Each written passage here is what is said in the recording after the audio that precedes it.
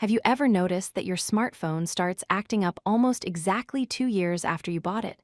Or that your printer suddenly stops working right after the warranty expires? This is not always bad luck. It is often by design.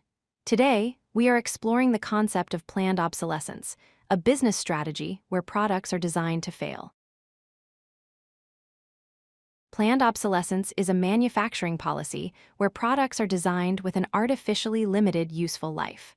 The goal is simple: to make the product become obsolete, unfashionable, or non-functional after a certain period.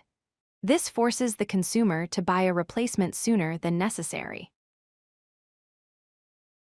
This idea is not new. It dates back to the 1920s with the Phoebus cartel. Major light bulb manufacturers, including Philips and General Electric, secretly met and agreed to limit the lifespan of light bulbs to 1,000 hours. Before this agreement, bulbs could last over 2,500 hours. This is one of the first documented cases of companies conspiring to reduce product quality to increase sales. Obsolescence generally falls into two categories. First, there is contrived durability.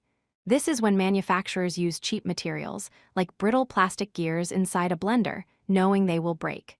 Second, there is psychological obsolescence. This is marketing. It is the feeling that your perfectly functioning phone is garbage just because a new model with a slightly better camera was released. In the modern era, hardware is not the only problem. Software plays a huge role.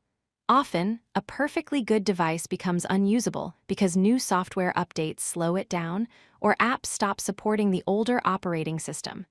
You might see a message saying, "Device no longer supported," turning your expensive gadget into a paperweight. Why would companies treat their customers this way? It comes down to money. If a company sells you a washing machine that lasts 50 years, they might only sell you one in your lifetime. But if it breaks in 7 years, they can sell you 7 or 8.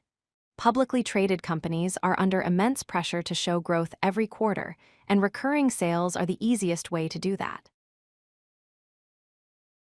To ensure you buy new instead of fixing the old, companies create barriers to repair.